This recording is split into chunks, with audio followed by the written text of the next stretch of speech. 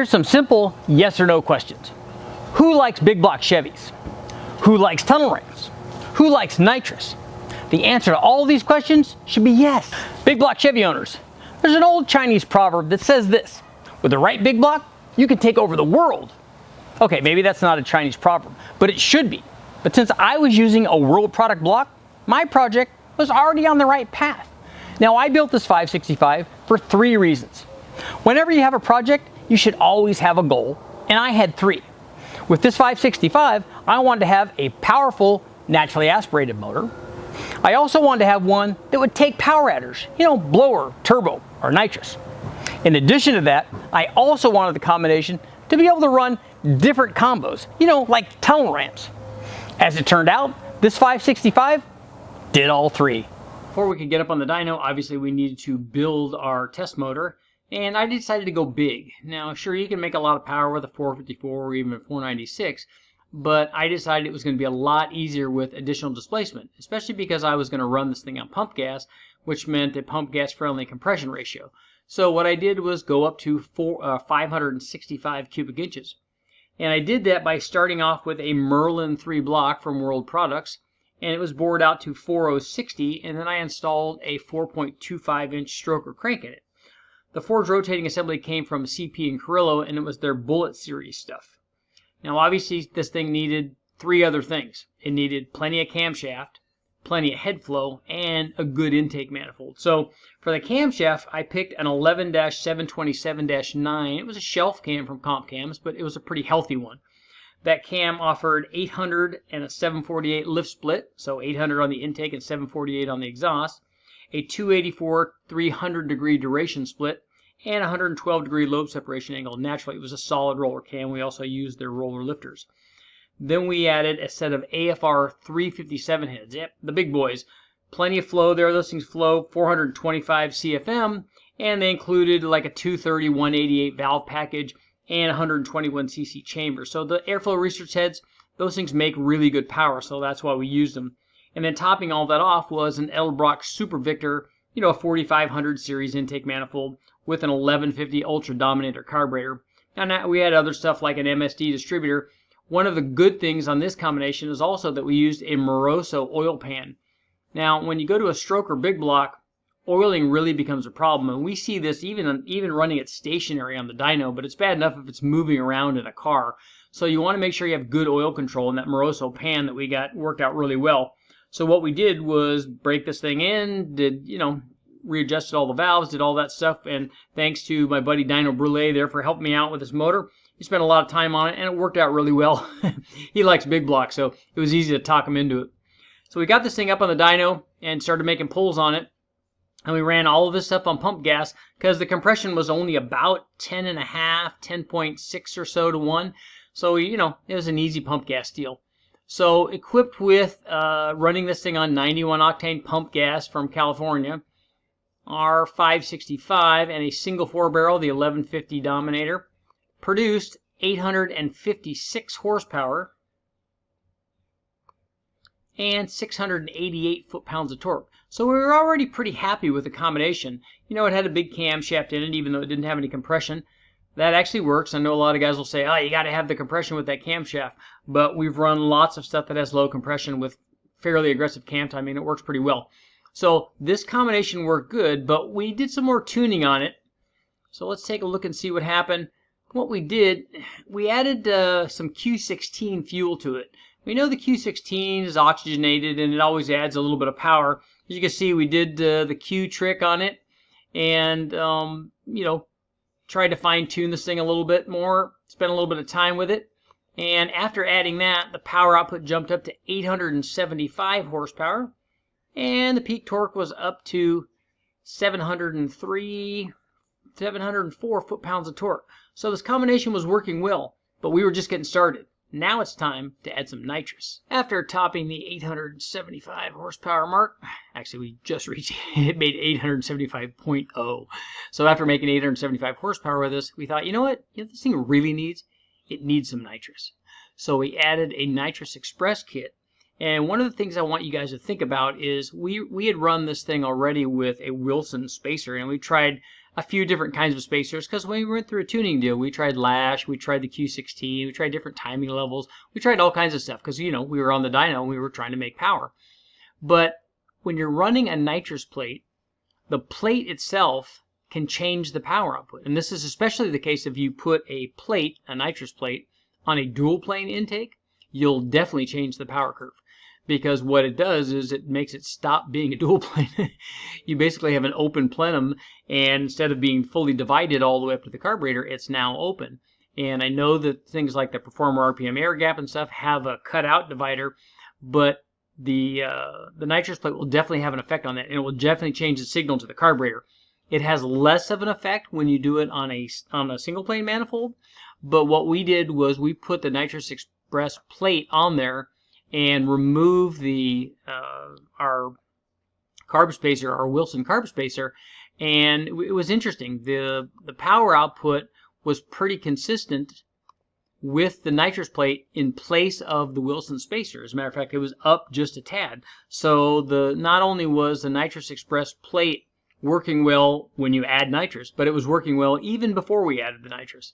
So the peak power output with the plate was at, we're not talking a lot. We're talking 877 instead of 875. But if you look at the curve, it's all right there. So it does as well as having the adapter plate or having the spacer plate there.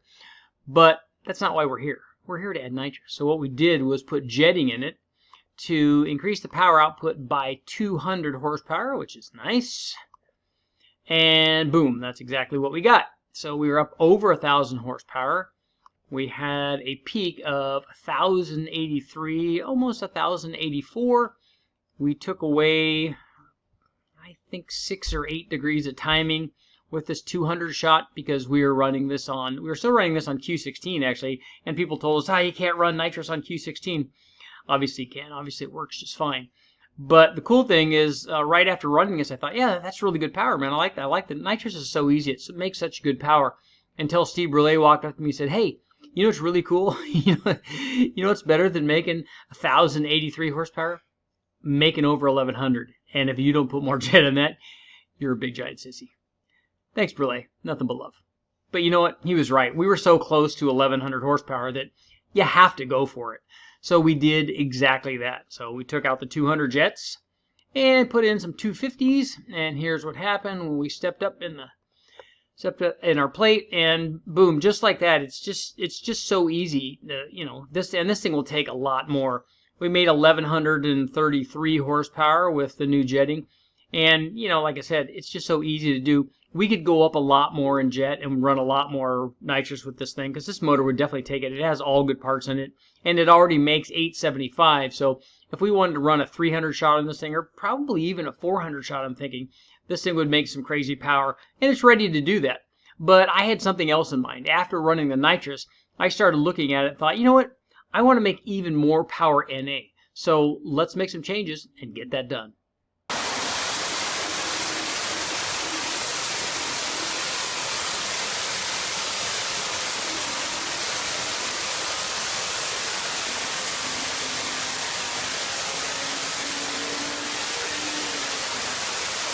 After exceeding 1,100 horsepower with our nitrous injected 565, and by the way, we nicknamed this motor Merlin in honor of our Merlin 3 block because it's a magician. But after eclipsing the 1,100 horsepower mark with the nitrous, we decided to take that off and then started looking at a different induction system. The single 4-barrel was good, the 1150 was awesome, the Super Victor is always a good choice, but we wanted to make even more power NA, so upstairs at West Tech, Steve Brule happened to have hiding a tunnel ram that had been ported by the guys over at Wilson Manifolds, and they know a thing or two about making these things flow and having them make power. And we'd run this thing before on a few other combinations, and it always works well.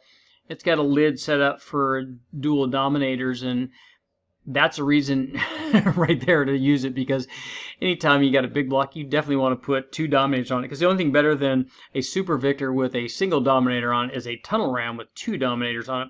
And a lot of guys think that, oh yeah, you run a dominator on there or 2 dominators on there on a tunnel ram, and that's why it makes more power, because it's got a lot more flow. But the reality is we made 875 horsepower with a single 1150, so the motor really doesn't need two 1050s, which is what we ran. We ran 1050 Ultra XPs, but it doesn't really need two of those. It's not flowing, it's not making enough power for that flow rate. The power change is actually coming from something different. And I'll give you an idea here. This is our combination with the Q16 and the single 4-barrel on it. And here's what happened after we installed a tunnel ram, the Wilson tunnel ram with two 1050s. You can see it basically picked up power everywhere. So if it was just a flow thing, like from the fact that two carburetors flowed more than one, we would just get power gains up at the top, or the power gains would increase with RPM. But we're seeing a consistent power gain from 4,500 all the way to 7,500.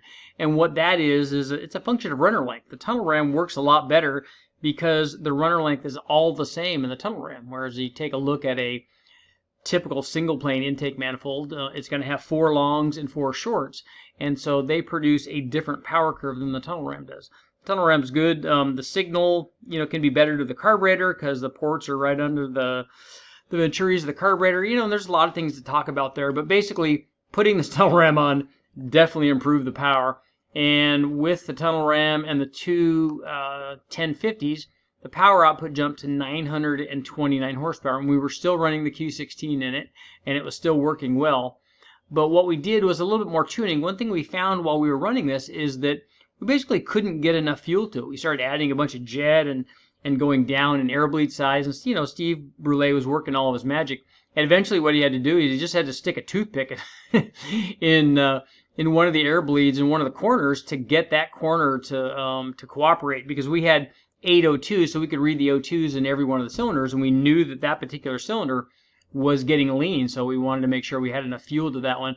And what we needed to do is basically, I think, take that carburetor apart or flip it around or see if there's something going on, to see if it was either a manifold problem with a signal or if it was that particular carburetor. And unfortunately, we never did that, and we should have. But here's what happened after we played with it, tuned it, and eventually got enough fuel to it by throwing the kitchen sink at it. The power output jumped to 944 horsepower, and we ended up losing a little bit here in the middle part because actually it got to be a little bit richer there. But we were doing what we could because I was concerned about the thing getting lean out at the top, and we were able to cure that with the toothpick trick. But here's our combination with the tunnel ram: 944 horsepower with a 565 naturally aspirated, which is good power. Now it'd be nice to get 1,000, and probably with more compression we could do that. But I was pretty happy with this combination. Let's get to our conclusion. Okay, guys, what did you think about our 565 buildup? Personally, I thought it was awesome. I mean, it made good power NA with a single 4-barrel. Made even more power after we installed the nitrous. But I've got to thank Dyno Brule. You see, after we ran the first shot and didn't quite make 1,100 horsepower, he walked up to me and said, "Hey, you're a sissy if you don't put more jet in that thing." So we did. That's what bros do. We topped 1,100 horsepower with the nitrous, and that was awesome. But my favorite part was when we installed the tunnel ram, that Wilson ported tunnel ram with 2 dominators on it. Every big block deserves that kind of combination, and it was awesome. We did some cool tuning on it, made lots of power NA, and now we need to add 2 kits, right? Thanks, guys. Thanks for watching. Make sure to like, share, subscribe, ring the bell, do all that stuff, and I'll keep testing.